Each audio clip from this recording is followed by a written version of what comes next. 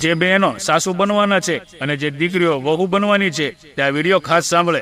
તાજેતરમાં એક પરિચિતને જ્યાં લગ્ન હતા, કન્યાના થનાર સાસુ થોડા ઉત્સાહમાં અને વધુ તો દાઢમાં બોલી ઉઠ્યા કે દીકરી થઈને રહેજે તો ફાયદામાં રહીશ, વહુ બનીને રહેવા જઈશ તો પસ્તાઈશ.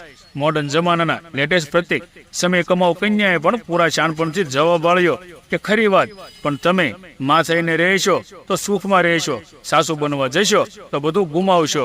અગાઉ ક્યારેક ના જોયા ના જાણ્યા જેવો આ નેહલેપે દેહલા જેવો બોલ્ડ સંવાદ સાંભળનારા ડગાઈ ગયા. એ વિચારવા લાગ્યા કે અત્યારથી આ પરિવાર યાત્રાના પંક્તિઓ વચ્ચે યુદ્ધનું રણશીંગું વાગી ચૂક્યું છે, તલવારો તણાઈ ગઈ છે, તો આગળ જતા તો કેવું મહાભારત ખેલાશે ભલા. આપણા ભારતીય સમાજોની સર્વાનુભવિત હકીકત છે કે સાસુ ક્યારે માં નથી બની શકતી.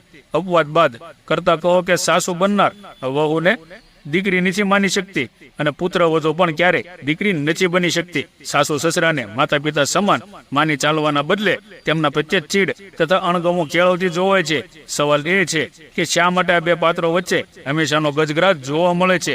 સહજ અને સ્વાભાવિક સંબંધ કેળવવામાં ક્યાં, કોનાથી અને શું ખૂટતું હોય છે? સાસુ વહુને માં અને દીકરી સમાન બનતા ક્યાં સંજોગો રોકે છે? સાસુ માં જેવા બને તો જ હું દીકરી જેવી બનું એવું વિચારવાના બદલે દીકરી બનીને પ્રેમ, સેવા અને સંભાળપૂર્વક તેમનું દિલ જીતી લેવાનું રોજિંદા જીવનમાં વણી લેવાય તો પણ નવા પ્રશ્નોનો ઉદ્ભવ. દરેક સાસુ જો વિચારે કે વહુ દીકરીના ભેદભાવ રાખવાથી ઘરમાં સુખ શાંતિ ડોળાય છે અને દીકરી તો કાલે સાસરે ચાલી જશે, ખરી વહુ સાથે જિંદગી આખી વીતાવાની છે, તો કેમ તેને પ્રથમથી જ દીકરી ના બનાવી લો?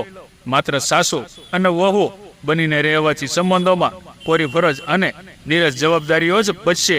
તેના કરતા મા તથા બેટી બનીને રહેવાથી બેઉ પક્ષે ઘણું બધું ના ધારેલું પણ મળી રહેશે. મિત્રો, કેવી લાગી સ્ટોરી કમેન્ટ કરીને જણાવજો. જય શ્રી કૃષ્ણ, સીતારામ, જય માતાજી.